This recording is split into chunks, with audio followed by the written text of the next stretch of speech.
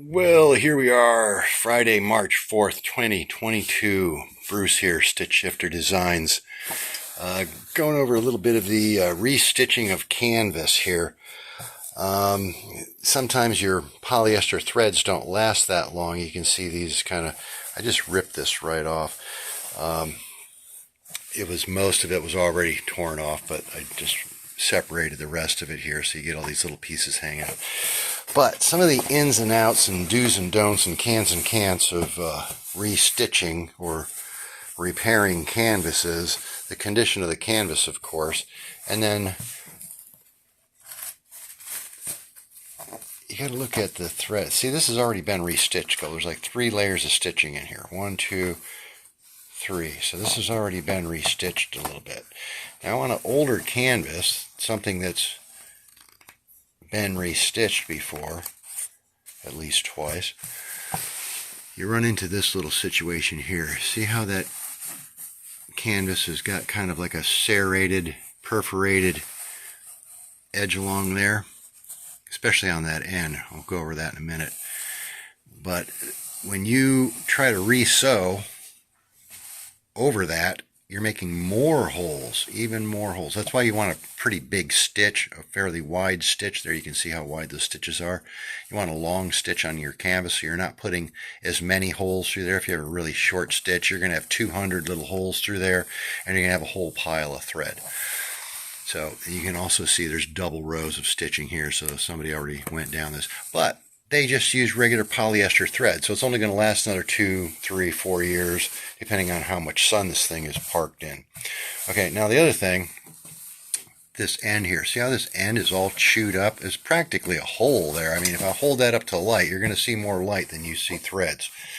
And the reason for that is, whoever sewed this, or restitched it, I'm not sure, this doesn't look like it was restitched. Here, you can see how the thread just pops out of there, because the top is all dried off. This side in the sun is basically powdered. Oh yeah, you can see where it was restitched twice before. There's 2 rows of stitching there, and then this is the third one, which is basically it's all powder, completely turned to dust.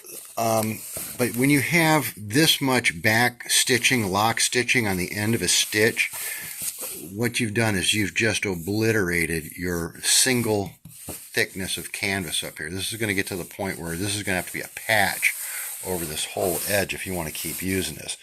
But technically the canvas is just past its life once it starts getting restitched 3 and 4 times. The other thing, you want to put Teflon thread on this to start with, and you want to put Teflon thread on it when you patch it, because obviously when you restitch it, it's going to need restitched again before the canvas is even worn out. And you can take a pretty good care of your canvas by putting 303 aerospace protectant on there and really saturating it and treating the canvas with it. So what I'm going to do is I'm going to show you another little trick here. First trick is don't do this. All you need to do is a little triangle on the end, down, over, back, and then back just a little bit, maybe back 1 stitch. 1, 2, 3, 4 loops on there is plenty. This 6, 7, 8, 9, 5, 10, back and forth, back and forth, back and forth, just sawing a hole through there. You don't want to see that. And the other thing is, you go to remove this and try to restitch, replace, move this over a little bit so you're not going in the same trench as the other stitches. You got to cut that apart, and it's really hard to cut that out. Now when you cut it out, you've got a big divot hole there. You're almost better to cut around this and put a whole new piece over it and try to sew through that chunk of rock there. Alright, the other secret I'm going to share with you today is Loctite spray adhesive, high performance, 200 middleweight. And this is a high tack, high performance glue. And what you want to do with this is you got to shake it up really good, and it comes out a pretty fine mist. So you want to put a piece of cardboard or something down here to keep it from getting everywhere. But you don't need to if you're going to use it as a temporary spray.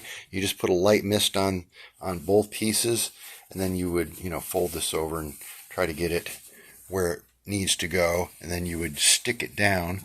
It's going to have a light adhesion, and just go along and stick that edge where you need it.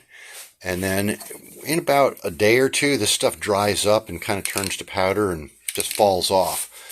So that's your little, because you can't really pin this. You can't get into the middle here from the edge to staple that to hold it.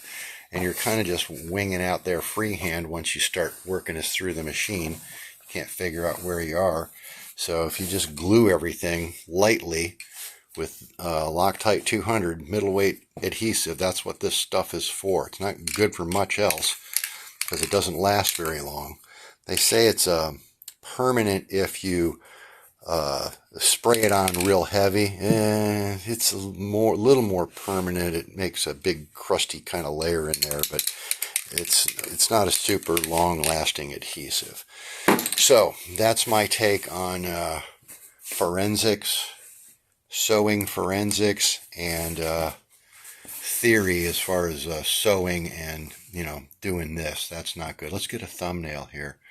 Look at that. And it's all over the place too. I don't know if it was the original manufacturer that did that or the guy that restitched it. I think it's the guy that restitched it. But yeah, you want to do a triangle, but you don't want to go hammering back and forth 5 times on each leg of it. That's just ridiculous. Waste of thread too when you're paying for Teflon thread.